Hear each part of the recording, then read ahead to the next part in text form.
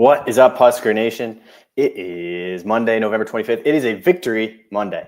A victory Monday is something that we have not had in almost over, I think it's like 6 weeks now or whatever it is, like 43 days. But we're doing it. We beat Wisconsin 44-25. I'm with my brother, Andrew. I'm David. This is my brother, Andrew. Andrew, how are we doing tonight after a 44-25 victory? First time in 10 years that we beat Wisconsin. How are we feeling? I mean, like never better. It's almost like the rest of the season it doesn't even exist anymore. Like I can ignore so much now, and I can just focus on the Dana Holgorsen era. I've moved on. That's it. That's all I needed. I needed one win to just sink my teeth into, and ideally a second win coming very soon. But it starts with this one, and 44. Seeing a 44 on the scoreboard.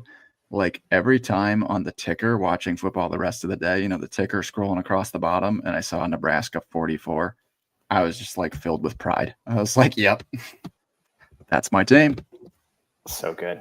44 is back. Huskers are back on top. I mean, my threshold for getting entertained in the offseason is so low. Like I literally was just looking for one like Trey Palmer-esque 75-yard touchdown pass, and I would just be good for 9 months.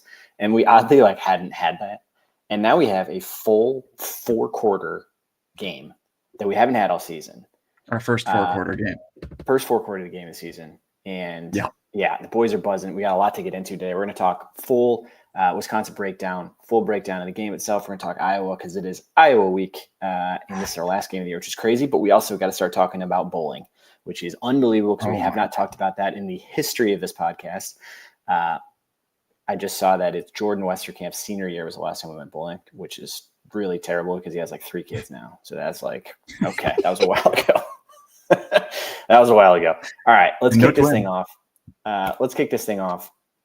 This podcast is brought to you by Pipeline Jerky, pipeline-jerky.com. You guys got to check it out, especially now that it's Christmas time. This makes a great stocking stuffer, pipeline-jerky.com. We've got partnership with Omaha Steaks. We've got some products in there. We've got the gift boxes. We've got some gift baskets that are full of Pipeline Jerky t-shirts and hats, all sorts of good stuff at pipeline-jerky.com.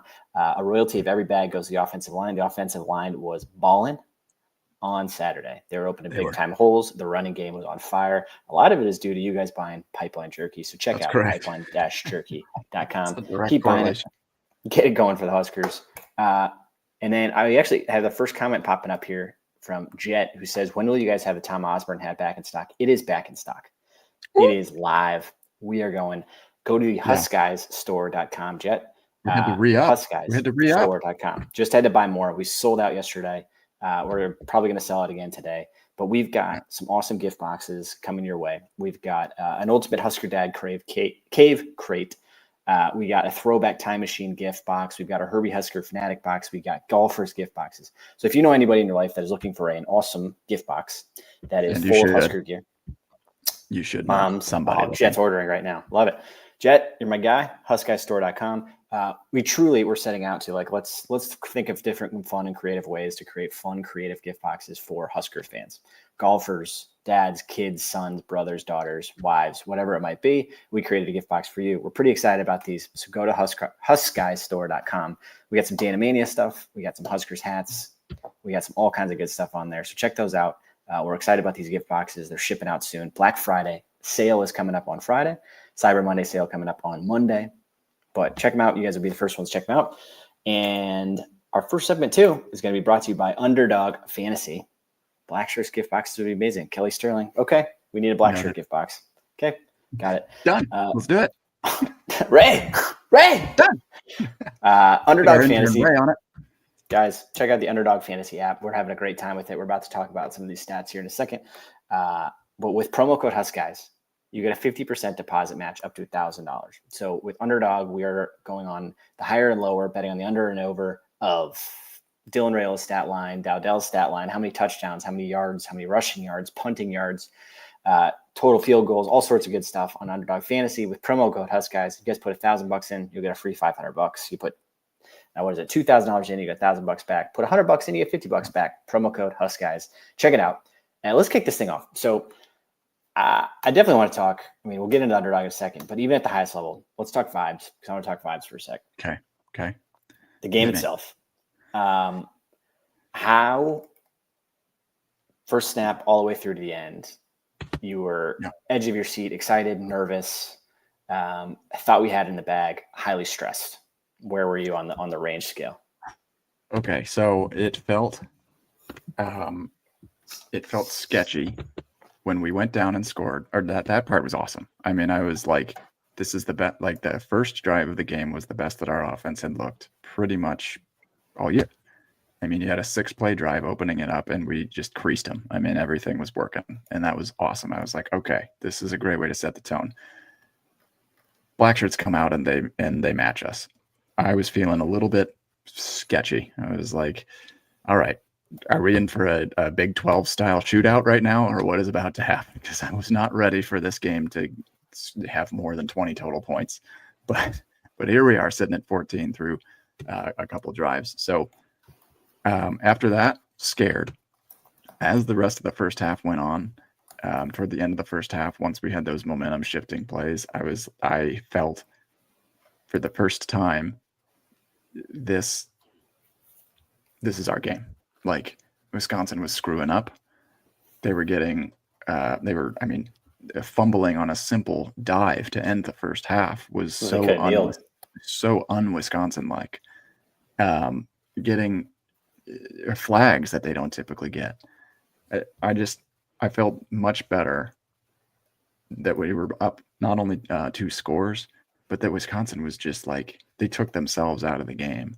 And then our offense just kept the foot on the gas. And so as it went on, I felt more and more and more confident, but that probably started towards the end of the first half, which I haven't felt that way in a bit. Yeah. It was, the beginning was, like you said, it's like we go touchdown, they go touchdown, like, oh gosh, what's going on? Then we go 3-and-out punt, which is a problem.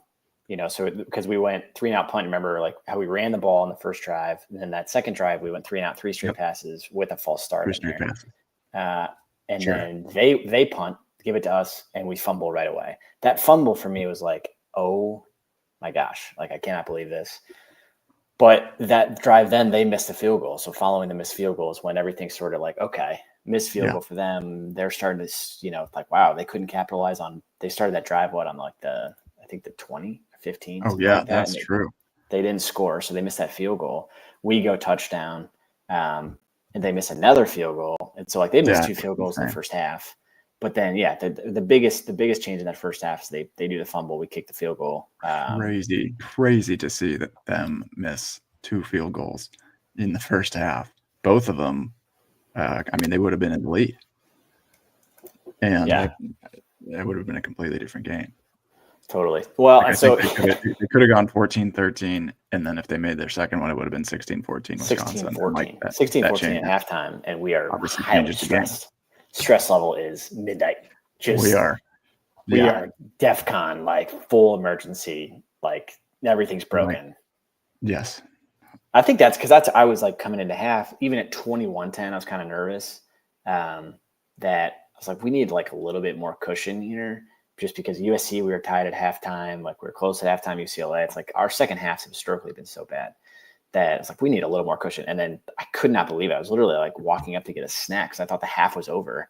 And I looked back, it was like they fumbled. All they had to do is take his knee, and they fumbled. But I will say, so then we're up. Second half, we're dominating. We're up 24, and I was blown away. I was still like very stressed because I think we're just broken as Husker fans. That like the stress level of a 24-point lead for me was very stressed. I was like, "What are we? Could we screw up a 24-point lead?" Only because that like big touchdown pass they threw was very stressful. It's like, oh, they're just gonna effortlessly like throw an absolute bomb, and 58-yard touchdown pass from Vinny Anthony by Braden Locke.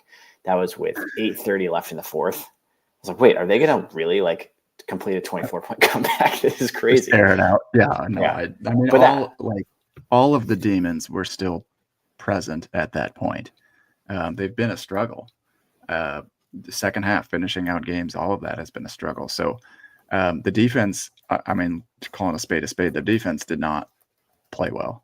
We allowed Braden Locke.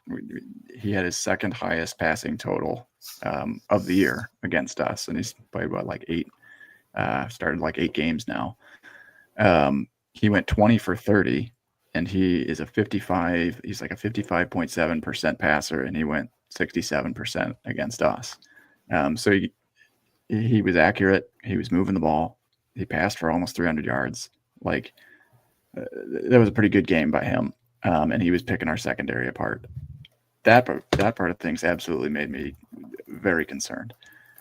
But we held their running game fairly in check, like to less than 120 yards, I think, total.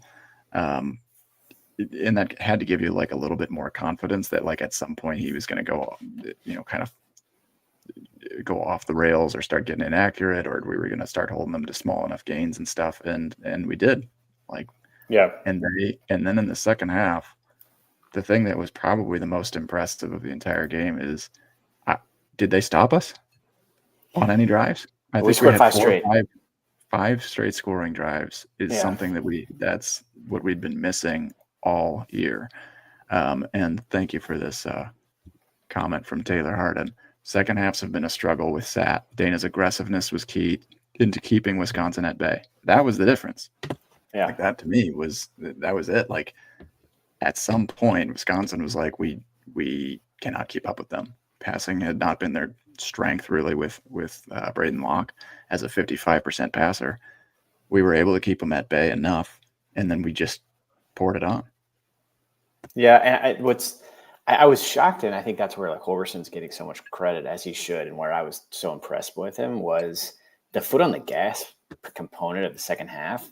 Nebraska just broke in my brain. I can't even watch football in a normal way. Like I normally am like, let's be aggressive. And now I'm like, please, just for the love of God, win a game so I can win a game. But he was definitely like in that second half. I mean, we were up 24. We were up, they scored that touchdown to make it up 17. And he was foot on the gas. We were on high tempo offense. He was pushing the ball down the field. He's pushing the ball down the field. He's got Rayola he's throwing fade routes. He's throwing deep balls. He's throwing crossing patterns. Like we were not trying to run the ball out and control it. It was like, I'm going to go score. And that to me was, we haven't seen that in Lincoln in forever, of like a second half aggression, going for the kill, going for the kill shot.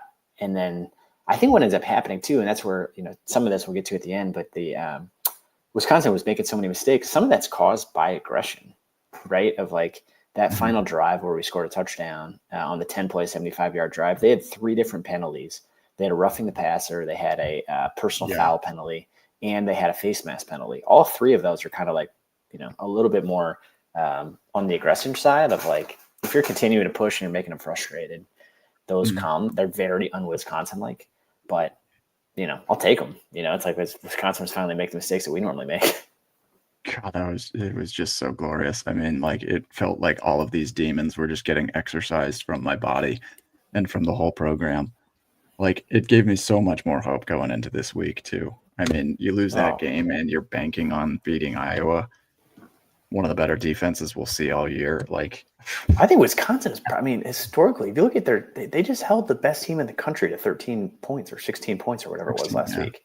Like, they've had some ups and downs. It's strange. Like, on the one hand, they've also been beaten down by a couple other opponents. Yeah, and Iowa beat them 42-10. But and they also had like a bottom 3 rushing defense going into the game, which is unusual. But they had a top 3 passing defense. That's why like Rayola passing for almost 300 yards on the 3rd ranked passing defense in the Big Ten was. I was not expecting that. You were not expecting that, and probably most of Husker Nation was not expecting that. And so, like, what struck me was the balance and then the aggression.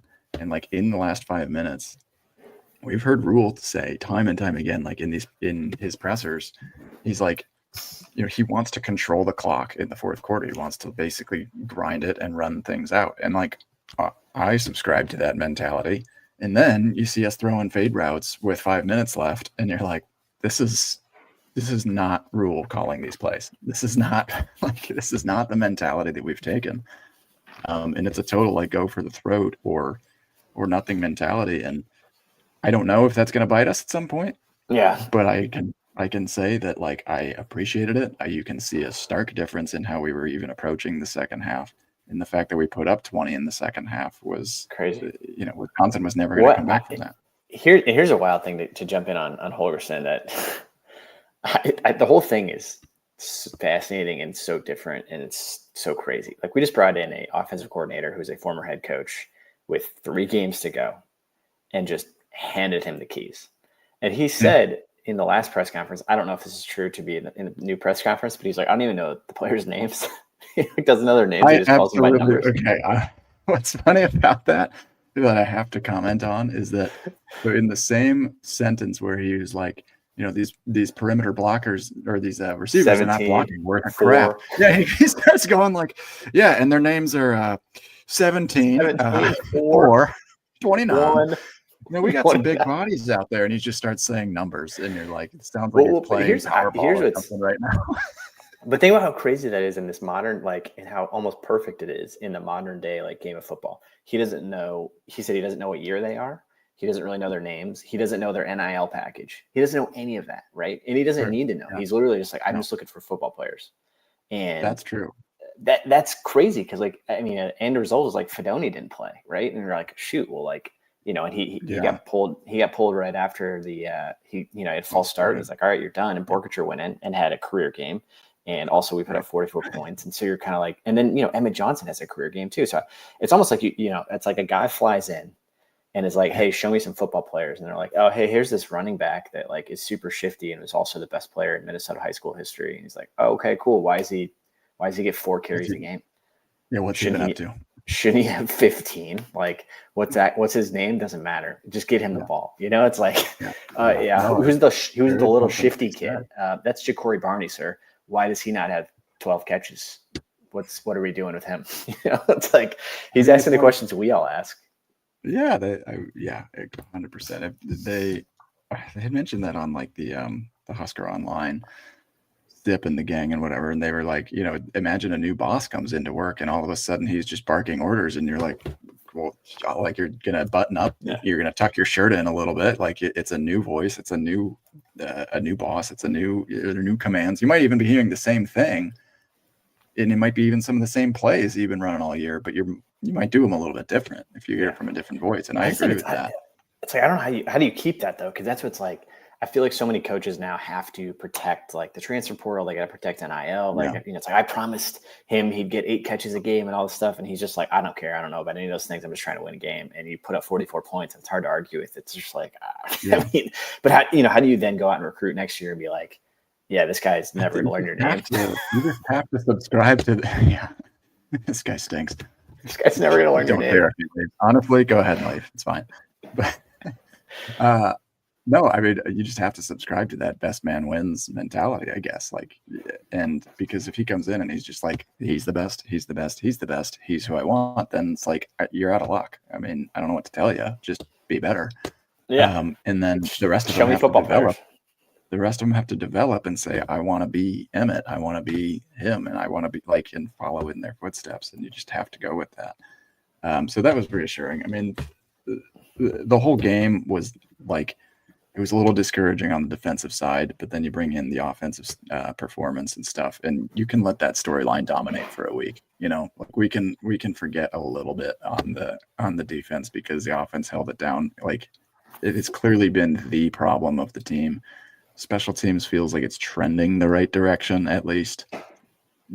Some of it, it's been the offense that's been a problem. So you see this and you hope that you can rely off of it. The final thing that I would say, just overall vibes, is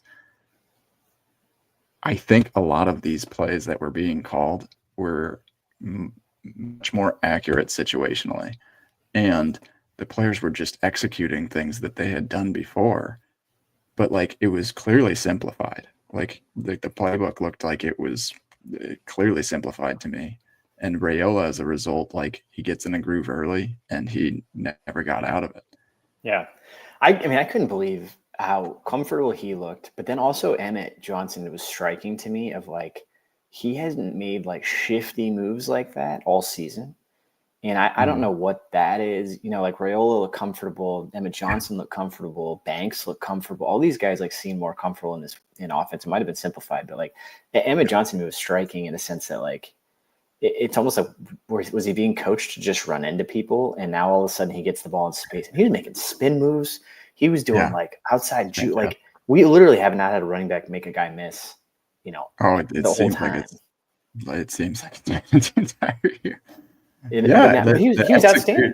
He was outstanding. The execution is what stood out more to me because, like, while I want to say that everything is Satterfield's fault, like it's the same players, it's the same playmakers, and it's largely the same playbook. But I think situationally, it was a better called game. We get our playmakers in space a lot more. We've identified maybe different playmakers that can get the job done. And then things like our perimeter blocking, which he called out as being not worth a crap, is now worth a crap. So, like, well, there's a bunch of clips going around of Banks. Like, Banks is like mauling people on the outside now. I'm like, what happened? Man, yeah, he rode someone completely into the end zone on one of Dallas. It gives you a little like, man, because they had talked to Holgerson, in December, and he just wasn't ready for it. But like, gosh, if he like had been ready, like, I mean, legitimately, we're 9-3. Like, I mean, it's like you're an OC away. I don't even want to think about that. Like, it just makes me sad to think about. Yeah, he's been killing it. All right, well, let's talk about some of these personnel. Let's talk about how things turned out. This was our bet last week. Underdog Fantasy, use promo code HUSKGUYS. You get 50% off your first deposit. How did we do? Okay, so we went 5 for 8, which is good. Wait, did you only have our winners? Yes. I don't like to dwell on the negatives. There's no reason. There's the negatives in there.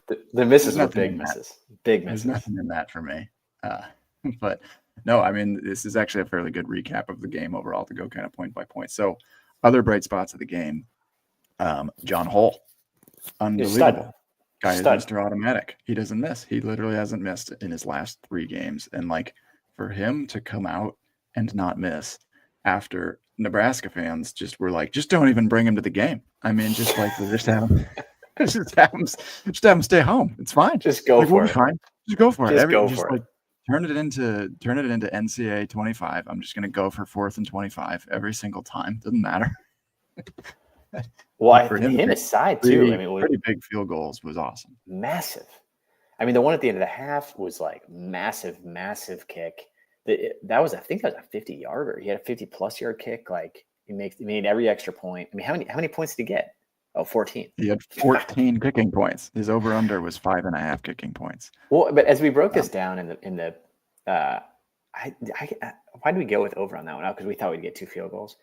We were saying the under for this because I didn't think we'd have like 3 touchdowns. I just was like, we have not scored more than 21 points all season. And for him to kick 3 or even get into field goal range, which previously field goal range was about 12 yards. And now it's apparently 55. Which again is why this whole game was so shocking. Which, side note of like, if we hadn't kicked 3 field goals, make those all touchdowns, it's a 50-point game. That's crazy. I think if we put up 50 points on, it was extremely close to being a 50 burger, and that. But yeah, I think we legitimately didn't think it was going to score 21. So that's incredibly impressive. It was. Yeah. Next one, we thought Vinny Anthony. So, I mean, Will Pauling was their wide receiver. He was hurt. Vinny Anthony, I mean, so here's he had 137. Yeah, he had a big game. But he had that 58. He had that 58-yard touchdown. So he was Wisconsin's stud in that game. I would say one disappointing take from the defense there. So the fun fact, I guess, that I did not realize until I watched a couple of replays, you know who Vinny Anthony burned deep was Bly Hill. And Bly Hill also had, and he punched out the fumble. Was supposed to be helping. Yeah. So no, Bly Hill punched out the fumble at the end of the half, which I was like, I didn't even know he was back. Yeah. I know he kind of snuck into the lineup there all of a sudden. So that was that's a sneaky 137. Gifford was supposed to be like helping over the top, and he did not. And Gifford, frankly, has had a very up and down year. But Vinny Anthony went way over on that one. I'm sort of ignoring the fact that they had 300 passing yards and 400 total yards. It wasn't good. Positives. But I'm also, here's the spin zone is Iowa doesn't have a quarterback. So they're on their 3rd string quarterback. Their top 2 guys are done. And so like, theoretically, they're not going to be able to do that. We'll talk about that. Yeah. The next one was Fedoni. So we had lower than 25.5 receiving yards and got that right because he got his butt benched. Yeah, he got benched bad. Starting. You always wonder how guys are going to take that, like, because I still think one of our most talented players. Has not scored this year, but I think that he is going to, hopefully, like, just use that as another learning experience and stuff, and come back positively instead of like leave the team. That would be tragic. Next one, Ja'Cory Barney. So we had we nailed that one. He had the higher than 19.5 longest reception. It was only 21. Ja'Cory is a talking point though. What a freaking game! He was awesome. I mean, just insane. Like, well, I'll say the opening kickoff was one of his best plays. So he had 150 all-purpose yards. That is kickoffs. Yeah, it was crazy. It was his most of the season. Second most was 102 against Purdue. But he had 11 rushing yards, 85 receiving yards, and then his opening kick was a 45-yard return, which led to an easy score for us. I mean, and then he actually returned a punt. For goodness sakes, we're returning things. He was the highest graded true freshman wide receiver from week 13 in all of college football. 83.4 from PFF. So the highest graded true freshman wide receiver. It's a big time play. He had his average yards per play between all of his touches was 12.5. So every time he touched the ball, we went 12.5. Well, but it's some of it too. And it's like, how much do you put towards Holgerson of like, we always have tried to get Ja'Cory the ball, but it's always been in these weird, it's like, oh, that play's not going to work. And like, it seemed like the ones that they were doing and the timing they had was much better on this one. Yeah, no, I mean, he made some plays happen. But like, there were even just some of the things that stood out for him, like other than getting him the ball on those like pitches and the end arounds and whatever, those are great plays because we need to stretch the field horizontally, but just somewhere it looked so much smoother. Just like Rayola caught the ball on one. We needed a first down. Barney went 1 yard past the sticks and went to the sideline, and it was just an easy pitch and catch. And like, those are the things that we've been missing, is like rhythm throws for Rayola have been very hard to come by. And they're rhythm throws because it requires some sort of rhythm, and he's never gotten into the rhythm to be throwing rhythm throws. And so to see that was awesome. The final one then was Tawi Walker. Of course, we were going to hold him to under 80.5 rush and receiving yards. That was a no doubter. That's our hope, man. If we can do it again on Friday, it's like we're in. Yeah, I was going to run the ball 38 times. They absolutely are. Yeah. I'm looking forward to the underdog picks this week.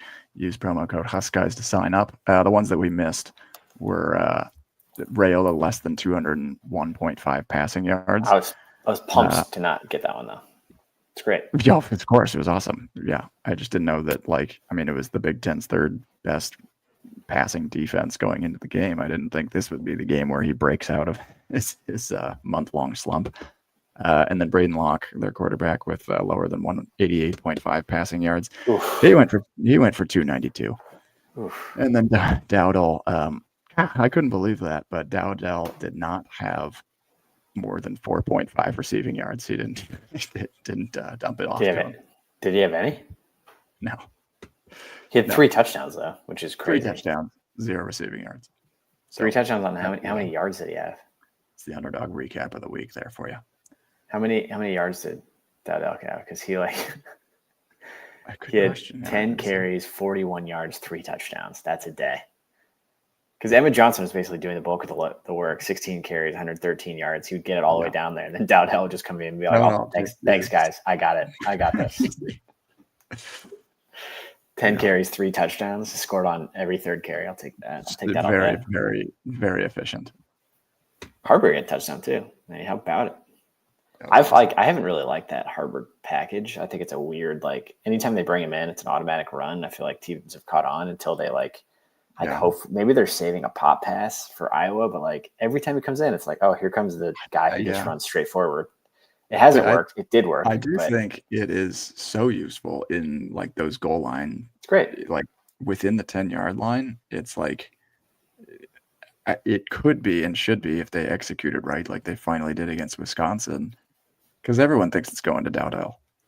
Like every time down there, based on all of our previous film, it has been going to him. And so for him to be able to, zone read somebody and take it wide for once, like it worked. Yeah. But I think I don't know. I think if you get one Tim Tebow pop pass in there, then that's good. Iowa's heads are gonna be spinning. yeah, it's like he literally runs on the field. You imagine everybody on defense like, oh, here comes the guy that just puts his head down and runs straight forward. And he never hands it off. And he has zero moves. He just like here comes that donkey off the sideline that just like puts his head down and just smashes people. So speaking of, move on to our next one here on Emmett. Yeah, no, I said the stats on Emmett for the last 2 weeks. Where you at? Last year, yeah, that's fine. Last 2 weeks, Emmett Johnson, 26 rushes, 168 yards, 13 catches, 121 receiving yards, and 1 touchdown. Before Holgerson got here, he had 58 rushes total, so just over double that, but in 9 games for 284 yards. He only had 16 catches, so it's 3 more catches through 9 games as opposed to 13 over 2.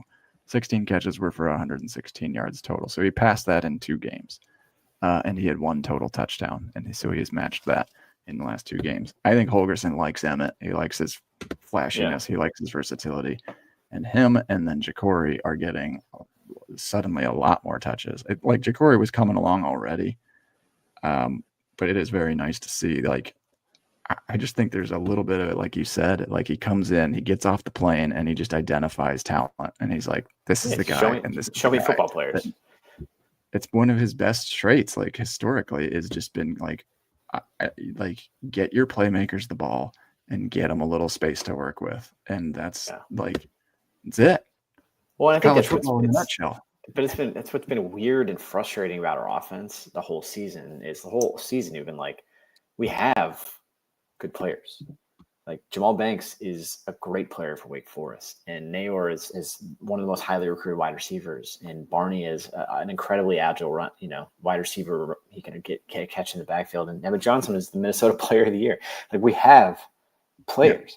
Yeah. And so the whole thing was so frustrating to be like, what is going on? We can't score. We can't gain yards. We can't do anything. That like, if you just get these guys the ball in the right situation, in the right area, it's like, yeah, this makes sense. We have good players. The offensive line is good. We have a good team. It's just like, it's never been a lack of talent. It's been a lack of development and a lack of execution. Like we had more talent than Illinois, and we had more talent than UCLA. If we didn't execute against USC, we didn't execute against any of these teams. So like totally, it's the lack of development, and if you're getting top 25 recruiting classes every year, you should be a top 25 team. Yes, and we're on our way because we might never lose again. But wait, you have more? We got Hull's killing it. Yeah, John Hull. I just wanted to give him a shout out. He's 20 for 21 on extra points, and he started out 1 for 5 in his career, and he's now 9 for 13. Those were the only 4 that he missed. I mean, the guy is nails now, and I hope it does not end. Keep going. It's unbelievable to have that kind of as a resource to be able to like cross midfield, hit the 30, 35, and be like, okay, we can take some shots, and we don't have to go for it on 4th down. That's an unbelievable resource. Scored 9 points. It changes the dynamic of every game, especially a team like Iowa. Well, and here's on the flip side, I couldn't believe how poorly Wisconsin has played when they've beat us 10 straight years. They don't ever make these mistakes. Like the last 3 years we've lost in 1-score games because Wisconsin is just Wisconsin, and they don't screw up, and they don't make special teams mistakes, and they don't have bad penalties, and they just sort of bleed us out and win in the 4th quarter. And I was fully expecting that to happen this time too. I mean, they did it last year. They won an overtime 2 years ago, and each of these games is always like that. But they missed 2 field goals, so the opposite of Hull. They missed 2 field goals. They should have nailed it out at the end of the half, and that turned into a fumble. Blyhill fumble that we picked up. Hull kicks a field goal. It's a massive swing. And then that drive that we talked about, they had the unnecessary roughness, completely unnecessary. That was on a 3rd down play. That extended the drive. They had a roughing the passer on Dylan Rayola that extended the drive. They had a face mask that extended the drive and made it 1st and goal. They were 30 for 10 on 3rd downs, and they had 7 penalties for 56 yards. Like all of those things are like that. If you took that, you were like, and you read those stats, missed field goals, fumbles at the end of the half. That is a Nebraska the last 10-year storyline. Like that is like, I feel like we've done that on the podcast every single week of like, man, if only we just hadn't fumbled at the end of the half, and if only we just didn't Right. have that roughing the passer, and if only we were a little bit better on third down. Those 14 mistakes, if we just clean up all the 14 if we clean up all of those, but all of them truly, we're like good. that's what was crazy about these was 2 of those penalties were on third down. And this was like the kind of the game sealing touchdown drive for us. That roughing the passer was on third down. That would have been a field goal. That would have kept them in the game. The face mask was on third down. That would have been a field goal. And instead we scored a touchdown and buried them, and then the game is over. But that's stuff that we do. So I was like, oh, it's such a relief to not be us. That's so nice. It's so nice. It feels great. Such a relief. Great. It must really stink for them, but yeah. I think about the spiral that they're in with Fickle right now. I was kind of reading some of their message board stuff. Like, they don't know what to do. They just fired their offensive coordinator. They don't know what to do with their defensive coordinator. The defensive coordinator is getting 45 points to a team that's lost 5 games. Like, what? How do you reconcile that? You're in year 2 of Fickle. You're on a 4-game losing streak. Like, I mean, I don't feel bad for Wisconsin at all because they have been so good for the last 15 years. I'm ready for them to have a downturn, but I don't think they thought it would come with Fickle. Yeah. This was, I guess, one of the final things that I was putting up there just for comparison's sake as well. Tony White had himself an up and down day. Like he had a couple of timely turnovers and stuff, and that was all good to see for sure. There's no doubt about that. No taking that away from him, but giving up 292 passing yards, that was our most on the season against Wisconsin. That was Wisconsin. It was weird. And in the past, it was weird. In the past 1, 2, 3, 4, 5 games, we have not held a team under 65% passing. Actually, at 66.7% passing, we have not held any teams below that for 5 games. So you're looking at 2/3 of passes being completed on you. That's pretty tough. We also have given up 3 touchdowns to 1 interception against Wisconsin, 3 touchdowns to 1 interception against USC, 2 touchdowns, 0 interceptions against UCLA. And then we gave up 3 and 1 against Ohio State, 3 and 1 against Indiana. It has been since the Rutgers game that we had an even or better touchdown to interception ratio. So we are holding. Yeah. So we've had 4 picks, and then we've had 6, 9, 12, 14 touchdowns. 4 picks to 14 touchdowns allowed in the last 5 games. Passing defense is a concern for me. We didn't have a sack. 0 sacks for like the first time all season as well against Wisconsin. I feel like that was the weirdest thing. 3 tackles for loss. All of it was a little bizarre. It was like he was just dropping back. He had all sorts of time. And then he was like carving us up like he was some good quarterback. It's like, guys, what are we doing here? Like all of our best stops were against the run, and like Ty Robinson, my God, are we going to miss him? He was an absolute animal. So those were kind of like my final takeaways. Is we are extremely lucky that Iowa is on. I mean, Iowa's pulling out popcorn concessions kids to play quarterback. They are on their 4th string quarterback who played admirably last game. And so, we can get into that too. But holy cow, like we're lucky we're not playing some sort of like air raid Wisconsin or Iowa offense coming up, because this pass defense has looked suspect for about 5 games now. Not great. Not great. So if we're moving on to our offense as well. So the reason I threw this one in here. So I'm highlighting our average yards per carry as you go through quarters of a game is pretty interesting to look at. This is what has like crushed us all year. And against Wisconsin, it finally did not. But it's going to absolutely be a huge key to the game against Iowa for like, you can absolutely guarantee it. So if you look at the attempts, it's pretty even. 82 first quarter rushing attempts, 88 second quarter, 96 third quarter, and 103 in the fourth quarter. But our average yards per carry is 4.3 yards per carry in the first quarter, 4.2 yards per carry in the second quarter, 4.7 yards per carry in the third quarter, and 2.65 yards per carry in the fourth quarter. It does. So it goes 4, 4, 4, then 2 for those not watching the screen. That's not great. You don't like that. Not great. 4-4-4-2. So I feel like we ran the ball better in the fourth quarter against Wisconsin, though. Did we not? exactly. And so that was like one thing that I kind of like looking and taking from the game. Like I felt like we balanced it out pretty well, and we had that drive that was like over 4 minutes, starting right around like 8.5 minutes left, and we were finally able to kind of control the clock and run the ball out.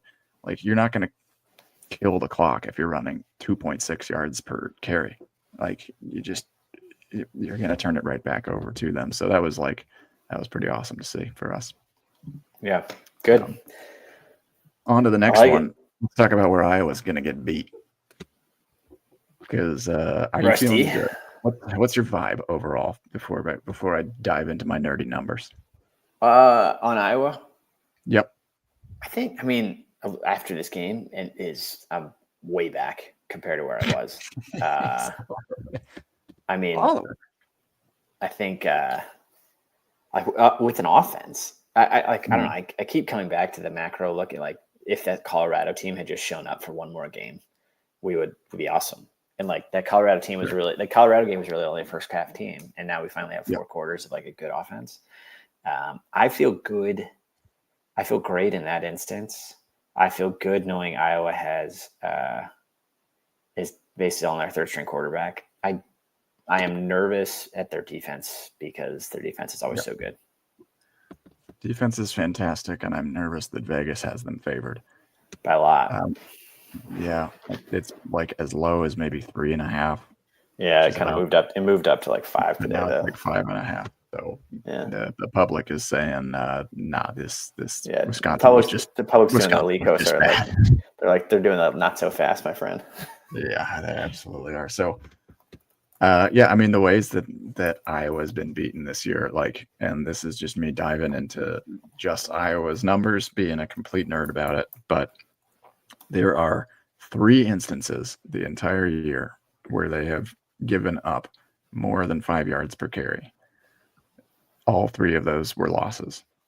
And that right away jumps off the page. So Ohio State went for 5.08 yards per carry. Michigan State went for 5.3 yards per carry. Michigan State ran the ball 40 times on Iowa for 212 yards.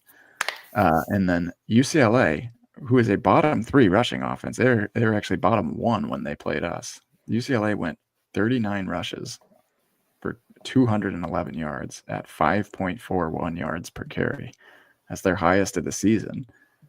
So those are the reassuring things. The only other loss that they had was Iowa State. They did give up 3.18 yards per carry, but that was more in line with what they've done the rest of the year. The fact that those 3 teams, and 2 of them are not elite rushing offenses by any means, Michigan State and UCLA going for 212 and 211 yards on you, it tells me there's some soft spots, right? There's got to be, if they can do it, it's not an accident. When it's 40 carries, that rate, it's not an accident. They're finding something. And so I am seeing that, that's reassuring to me in some way that has been the case, I guess, for them in the past. It's definitely, this is not the Iowa of last year. This is not the 10-win team. This is not the 9 to 10-win teams of old. This is crazy. They're 7-4. If we win, we're both 7-5 and and we both arrived at that 7-5 in very different ways. We're vastly different ways. Yeah, the fact that we would land there with a Wisconsin, Iowa, Colorado win, but a loss to Indiana, Illinois, and UCLA. I guess we both would have lost UCLA, but. So if you flip to the next here, this is where things start to get maybe a little bit concerning. So concerning and not so concerning for kind of the same reason. So they are one of the best rushing teams in the country. And that sucks to say because it's Iowa and I don't like saying positive things about them. But Caleb Johnson is an absolute monster. He's very good. An absolute monster.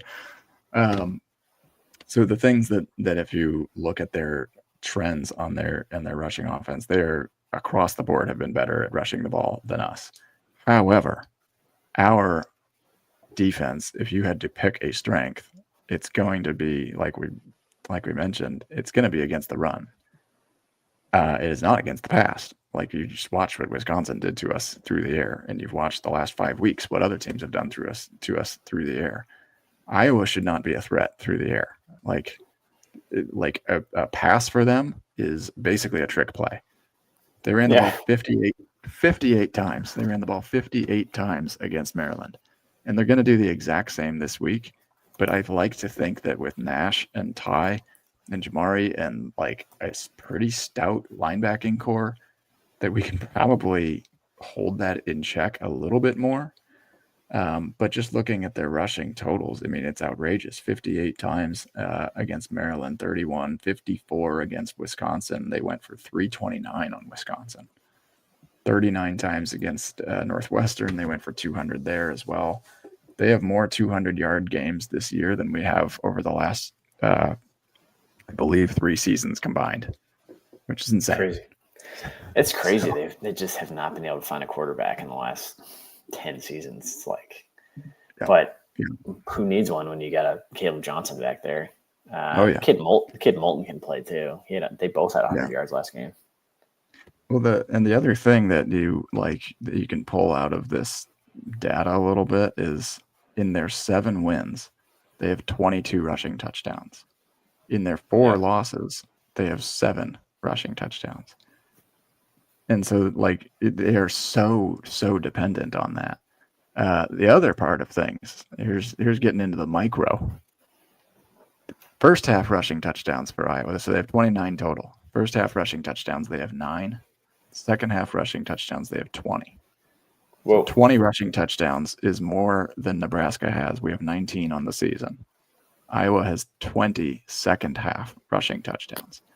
And then the final thing, I mentioned our trend of like getting a little worse as the game goes on, averaging 2.6 yards per carry in the fourth quarter. Iowa goes 4.6 yards per carry in the first quarter on the season, 4.8 yards per carry in the second quarter, 5.7 and 6.14 yards per carry in the fourth quarter. So they're averaging over 6 yards per carry in the fourth quarter. Like, they are going to run it and then run it and run it some more. Their yards per carry gets better with each quarter as the game goes on. They just want to wear you down. And this is classic Kirk Ferentz. And he, honestly, I think a little part of Kirk is like, you know what? I'm kind of happy that our quarterback's out of the equation, because now we just run an Iowa offense. Every excuse in the world to never pass the rest of the season. He's like, guess what? I'm off the hook. Let's run it 70 times. Yeah, up the middle. I don't know. It'll be interesting. I think their defense concerns me. Their offense, yeah, you just hope that they can step up. I mean, the games that we've gotten torched, the Indiana game, the Illinois game, Ohio State to an extent, and then where we had issues against Wisconsin, is all these mid-range pass and then deep ball. And like, if they can't do either of those things, yeah, I don't know. It's like we match up a little bit better than them that way. I think they aren't battling as many like season-ending injuries as Wisconsin was, which is kind of a bummer. Obviously, we hope the kids are healthy because they're kids. At the end of the day, they're student athletes. But theoretically, if more Iowa players, athlete second, if more Iowa players wanted to opt out by Friday to prepare for the draft, who's that kid that they're like starting quarterback already opted out? They're maybe more of them would want to do that. That'd be great. I wouldn't be opposed to it. Yeah. I think Jay Higgins. I think his draft stock would go up if he sat this game out. So I think all of them would just take a break. I think you should really listen to that piece of advice from some concerned friends. So these are the final comparisons. Yeah. What do we got?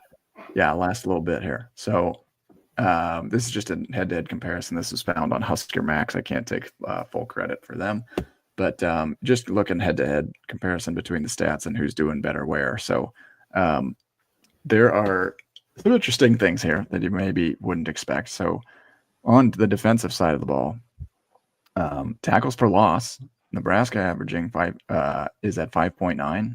Iowa's at 4.5, so we got a little advantage there. Sacks, averaging more sacks per game as well. Sacks allowed, they are much better, though. Third down conversion, they are better. Third down defense, they are better. Fourth down conversion, they are better. Rushing offense, they are better. Scoring offense, Iowa is at 29.4. They're better than us for the first time. Yeah, but that was the old Holgerson. That's like a pre-Holgerson stat. In an eternity. Yeah, that's a good point. That's a good point. And then total defense and scoring defense, they are better. Things that we have to take some reassurance in looking at this is passing offense, passing efficiency, total offense. We get the nudge there, and then rushing defense, we actually get the nudge. The reason that that's so important is because if you're looking at their weaknesses, it's probably through the air, and especially being down their best cornerback, best coverage corner. We do have the quarterback advantage. I can very confidently say that we have a better quarterback than it's like Jackson Stratton. It definitely sounds like a small town Iowa kid that they literally just signed last week to a $400 NIL deal and 30 free hot dogs. We have a better quarterback. We have a better, more balanced offense, and our defense is built to stop the only true threat that they pose on offense, which is Caleb Johnson 58 times per game like they did against Maryland. Those are the keys. Okay. That's where we're going to beat them. And that is, I'm like sticking to that. Like, we are built better to beat them than they are to beat us. Now, would I be shocked if we lose? Probably not.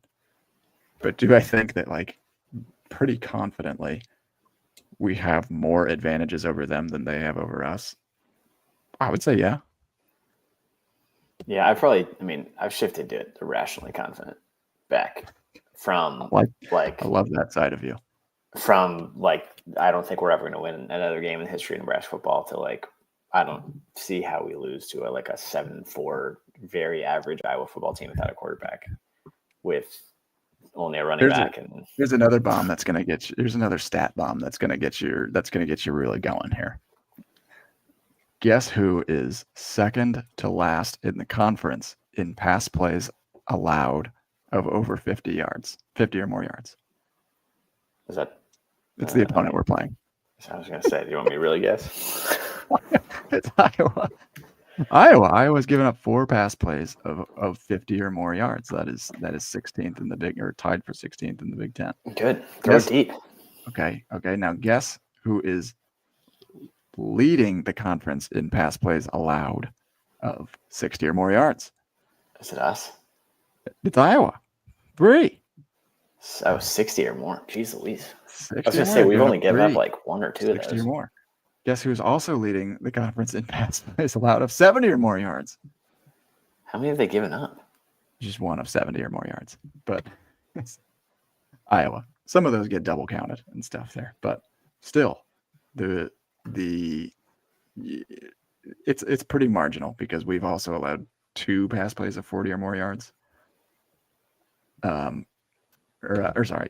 We've given up 7 of 40 or more. We have given up only 2 of 50 or more. Iowa's given up 4 of 50 or more. So that gets me excited because how long have you been waiting for the Jalen Lloyd bomb?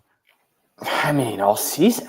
I guess he was the only surprise that didn't show up last week. I thought since he showed spark against USC, I thought he would have. Now that you bring his name up, he didn't have a catch. Nope, sure did not. Yeah. But you know who did have a lot of catches? Ja'Cory Barney. Ja'Cory Barney's a stud. And you know who wants to go deep? Ja'Cory Barney. Yeah. Cook bombs away. Before we hit these last point, a lot of people are asking in the comments, where do we get these TO hat? I want to make sure you guys know we officially have them live on HuskGuyStore.com. We can buy them single. We can buy them part of gift boxes. We've made a ton of cool gift boxes for Dad, for Husker fans of the 90s, fans of golf, fans of all sorts of different Huskers combinations. So we're excited about that. So check out HuskGuyStore.com. But also, throw the deep ball to Lloyd.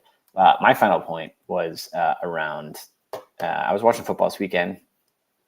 Tweeted this out today, how I was sort of struck by how old all the quarterbacks were of the top teams. And so Oregon's starting Dylan Gabriel. He's a 6th-year senior, which is crazy. You can play football for 6 years for 3 separate schools. Ohio State's got a 5th-year senior in Will Howard. He's started 5 straight seasons. Texas is starting a 3-year starter in Ewers. Penn State's starting a junior in Drew Aller. Notre Dame's got Riley Leonard, the transfer. He's a senior. Georgia's got Carson Beck. He's a senior. And Miami's got a 5th-year senior in Ward. So the top 7 have these 4th, 5th, or 6th-year seniors all playing.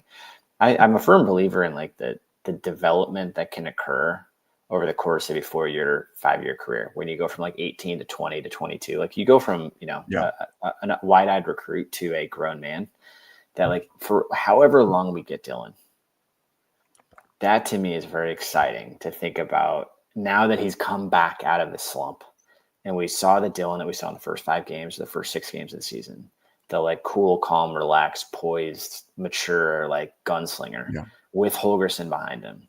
Give them 1 to 2 more years. To me, he'll be on this level. Yeah. Right? He's not there yet because I think he's young. And a lot of these guys, like they've all started 4 or 5 years. But think how much better Cam Ward is than when he started his career. How much better Dylan Gabriel was. He started at Incarnate Word. Incarnate Word. I mean, the development that happens in a college career with 5 years of weightlifting and eating and nutrition and coaching, and I'd like to think Rayl's going to stick around. He's at the state championship game right now with Rule. Watching Westside, like he'd like to think a kid who's, kind of stick around, who's going to high school football games and recruiting, One would think. So one would think. Sense. A lot of positive signs. But let's close this out. Let's talk bowl games. I love it. This is fun because we never get to talk bowl games, and we haven't been able to talk bowl games in whatever a long time, 10,000 years. Since before, a lot of fun ones. Since before our 7 kids combined were born. Correct, 7 kids combined, and in year 4 or 5 of like the entire Huskies getting started. So a lot of fun options. What are your favorite ones?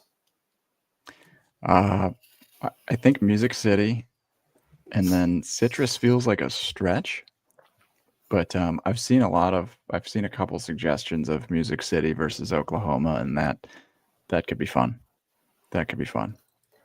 I mean, that's really an awesome one. And then I will say, I got a soft spot for the Duke's Mayo Bowl and dumping some mayo on Matt Rule. That's one of the great traditions in all of athletics. Is that Charlotte? Yeah. Yeah. I think what's crazy is I've paid so little attention to bowls because we just never make it. And the fact that like the playoff is completely like flipping this thing where it's flipped everything. And it didn't like dawn on me until I was looking at the options. Like, how can there still be so many options? Like literally last year, if we had won our 6th game, they would have been like, here's your 2 choices. You're either going to go to the Big Ten's 4th place bowl or the 5th place bowl or whatever, right? Like it would have just been like, here's your option. But the fact that we may or may not get 5 Big Ten teams into the playoff or 4 teams into the playoff, like dramatically alters every other bowl from throughout. And then the same with the SEC. Like if they don't get that many teams in, and like everybody's team, like not getting the teams in, all these bowls are getting like. So I've seen us playing everyone from Oklahoma to Texas Tech to Alabama. Like the best case scenario bowl is Alabama. Alabama gets knocked out of the playoff, and they play in like the whatever the bowl right after, or they could or like I think if they lose next week, it'd be Alabama, Nebraska. But here about this though. Okay, that's a lot to think about. The other crazy thing, though, is all of these teams, think about the opt-outs that now occur at bowls that hopefully, theoretically, won't happen for us.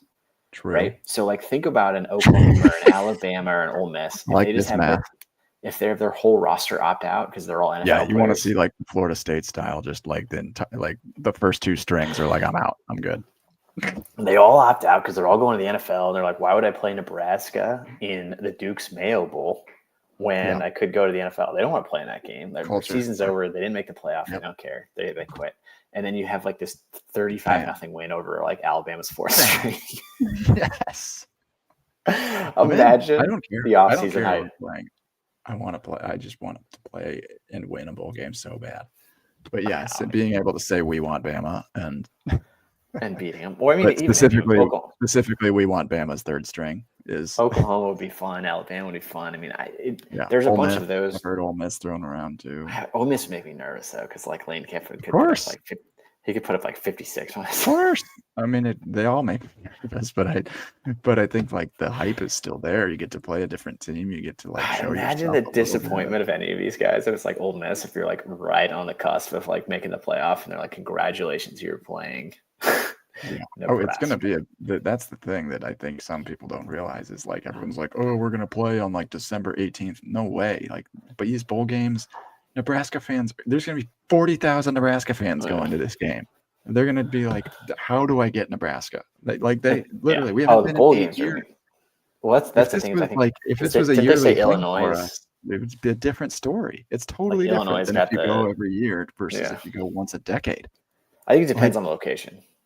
I think if you I get don't think it does. I Detroit, think we are definitely getting 20 to 30,000 people at whatever stadium well, I is. just think if you get Phoenix, like you'll get 40,000. If you Oh get Music yeah, City, you'll that's get okay. 40,000. If Sure, you get Detroit, sure. you're like, do I want to go to Detroit on I, December I, I mean, 29th? you ever been to Detroit over Christmas? It's I just think tourist if hotbed. you get Orlando, people are going to go nuts. It's like, yeah, that's exactly where I'm going to go. Especially since a lot of these bowl games they're actually at pretty good dates. They're like December Yeah, 28th. It's not like December 10th anymore. It's like these are January. These are like New Year's bowl games. It's crazy. yeah, and like a lot It's of the fun to pack. talk bowl games. That's fun. I like bowl games. Yep. I like playing. I like winning games. All right, folks. As always, we are grateful to you guys for listening. I want to make sure we say that. Samuel hit us with a GBR. We appreciate that. We had our meeting with Herdat today. We are climbing the ranks of one of the fastest growing podcasts. Appreciate you guys listening. We get a few thousand, 2,000 to 3,000 listeners every single week, and we really appreciate you guys listening. We're trying to get up to that 4,000 or 5,000. Apparently, that's what they said is when you really start to crack into like the upper level. When But they we're said they pumped with start the way carrying we're the at. way. Yeah, we're in year 2. Make sure you check out HuskGuysStore.com, Pipeline-Jerky.com, and Underdog Fantasy. Use promo code HuskGuys. A lot of good stuff. Get the hats, the shirts, the jerky, and we're going bowling. Yeah. So have fun. Unbelievable. Go Big Red, folks. Unbelievable.